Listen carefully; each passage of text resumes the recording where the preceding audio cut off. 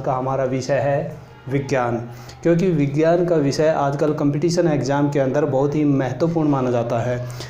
हम क्या करते हैं, करंट अफेयर की तैयारी कर लेते हैं और जनरल स्टडी की कर लेते हैं, लेकिन जनरल साइंस यानी कि सामान्य विज्ञान हमारा विषय जो है कमज़ोर हो जाता है और वहीं पर हमारे मार्क्स कम आते हैं। खासकर यह जो होता है ये रेलवे एग्ज़ाम में होता है, क्योंकि रेलवे एग्ज़ाम में जो होता है सामान्य विज्ञान बहुत महत्वपूर्ण टॉपिक माना जाता है और यहीं से बहुत अच्छे नंबर स्कोर किए जा सकते हैं।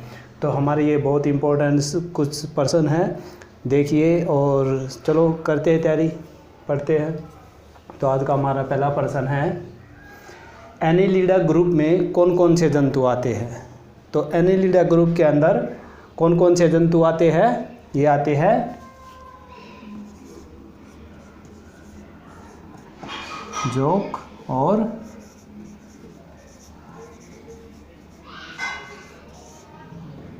केचुआ। तो हमारे एनीलिडा ग्रुप के अंदर कौन कौन से जंतु आते हैं, ये आते हैं जोंक और केचुआ आते हैं।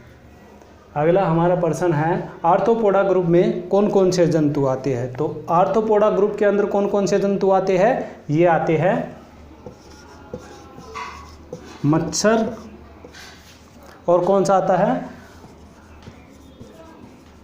मक्खी, और भी होते हैं कौन से,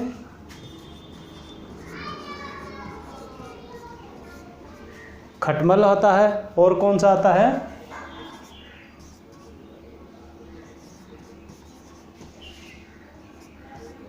तो ये तलचट्टा होता है।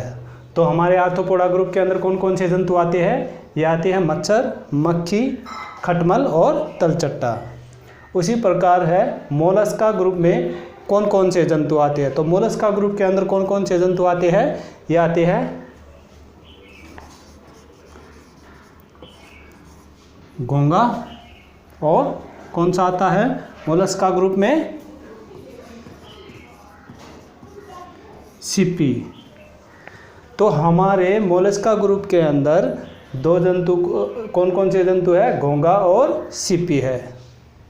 तो अगला प्रश्न है, इकाई नोडामेटा में एंटा में संघ के अंतर्गत कौन से जंतु आते हैं। तो इकाई नोडमेंटा में कौन से जंतु आते हैं, ये आते हैं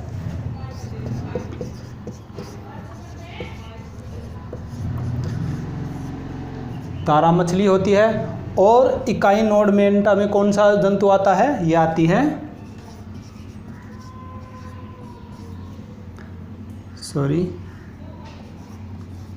ब्रिटिल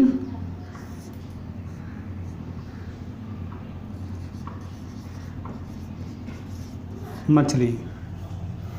तो हमारी इकाई नोडमेंटा संघ के अंतर्गत कौन से जंतु आए, तारा मछली है और ब्रिटिल मछली है। तो शिराए के द्वारा कौन सा रक्त प्रवाहित होता है, तो यह अशुद्ध रक्त होता है, कि जो ये शिराएँ जो होती है इनमें अशुद्ध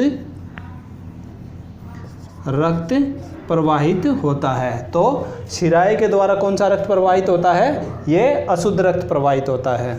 अगला हमारा प्रश्न है, धमनी द्वारा कौन सा रक्त प्रवाहित होता है। तो धमनी के द्वारा कौन सा रक्त प्रवाहित होता है, यह शुद्ध रक्त प्रवाह। तो धमनी के द्वारा कौन सा रक्त प्रवाहित होता है, यहाँ शुद्ध रक्त प्रवाहित होता है, किसके अंदर, धमनी के द्वारा।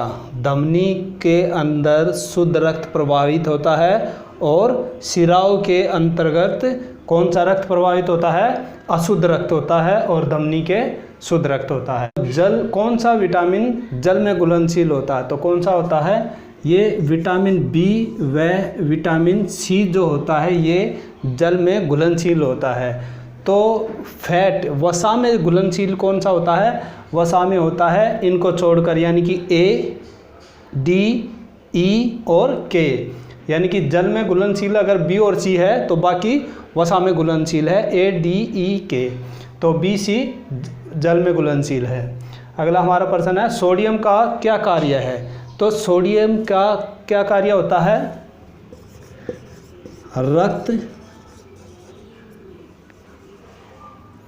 रक्त दाब नियंत्रित करती है, ठीक है। सोडियम का क्या कार्य होता है शरीर के अंदर? ये रक्त दाब का नियंत्रण करता है। और क्या करता है यह? वह जल का संतुलन बनाए रखता है। तो सोडियम का क्या कार्य होता है हमारे शरीर के अंदर? एक तो रक्त का दाब नियंत्रण करता है और जल का संतुलन बनाए रखता है। ब्लड प्रेशर जो होता है उसको कंट्रोल करता है और जल का संतुलन शरीर के अंदर बनाकर रखता है। क्या? कौन? सोडियम।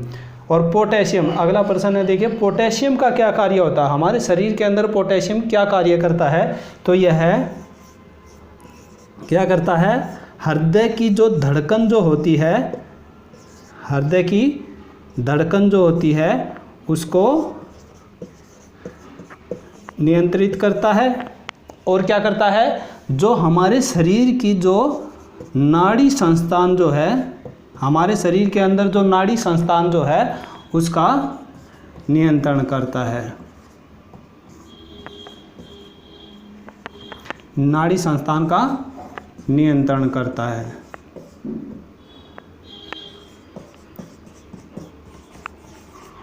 ठीक है। तो पोटेशियम का क्या कार्य है? देखिए सोडियम जो होता है वो ब्लड प्रेशर को कंट्रोल करता है और शरीर के अंदर जल को नियंत्रण बना के रखता है। और पोटेशियम का क्या काम है? वो हमारे हृदय की धड़कन को नियंत्रण करता है, यानी कि हार्ट बीट जो होती है उसको कंट्रोल करता है पोटेशियम। और क्या करता है? जो हमारे शरीर के अंदर जितना भी नाड़ी संस्थान फैला हुआ है उसका नियंत्रण करता है। अगला है मूत्र का पीएच मान कितना होता है? तो मूत्र का पीएच मान जो होता है वो कितना होता है? 6 होता है। तो मूत्र का पीएच मान 6 होता है। बहिस्रावी व अंतःस्रावी दोनों ग्रंथियों में किस में होती है? ये दोनों जो ग्रंथि होती है, बहिस्रावी और अंतःस्रावी ग्रंथि जो होती है, ये किस में होती है? तो ये कहाँ होती है? ये अग्नाशय में होती है। कहाँ होती है? अंतःस्रावी और बहिस्रावी ये दोनों ग्रंथियाँ जो होती है ये अग्नाशय में उपस्थित होती है। पीयूष ग्रंथि या पिट्यूटरी ग्रंथि जिसको कहा जाता है, इनका अन्य नाम क्या है? यानी कि पीयूष ग्रंथि या पिट्यूटरी ग्रंथि भी एक ही है। अब इनको एक और भी कोई नाम लिया जाता है, इनका फेमस नाम है, प्रसिद्ध नाम है, जिसको उसके नाम से भी इन दोनों को पीयूष ग्रंथि या पिट्यूटरी ग्रंथि कहिए, उसको एक अन्य नाम से भी जाना जाता है। वो अन्य नाम क्या है? तो क्या नाम है उसका अन्य? मास्टर ग्रंथि। तो कौन सी ग्रंथि है वो? मास्टर ग्रंथि को पीयूष ग्रंथि या फिर कहिए पिट्यूटरी ग्रंथि के नाम से भी जाना जाता है। पेट्रोलियम किस प्रकार की चट्टानों में पाया जाता है? तो पेट्रोलियम जो होता है जिससे कि ग्रीस बनती है, पेट्रोल निकलता है और डीजल बनता है, अन्य प्रकार के भी पदार्थ जो है पेट्रोलियम से ही बनाए जाते हैं। तो पेट्रोलियम जो होता है वो किस प्रकार की चट्टानों में पाया जाता है? तो यह पेट्रोलियम जो है अवसादी चट्टानों में पाया जाता है। किन चट्टानों में? अवसादी चट्टानों में पाया जाता है पेट्रोलियम। अब अगले वाला जो प्रश्न है वो है, गुब्बारों में कौन सी गैस भरी जाती है या गुब्बारों में भरी जाने वाली गैस कौन सी होती है? तो कौन सी गैस होती है? गुब्बारों में हीलियम गैस भरी जाती है। तो गुब्बारों में भरी जाने वाली गैस हीलियम होती है। अब अगला प्रश्न है, डीडीटी इसका उपयोग किस रूप में होता है? तो डीडीटी का जो उपयोग जो होता है वो किस रूप में होता है? इसका उपयोग जो होता है वो कीटनाशक के रूप में डीडीटी का प्रयोग किया जाता है।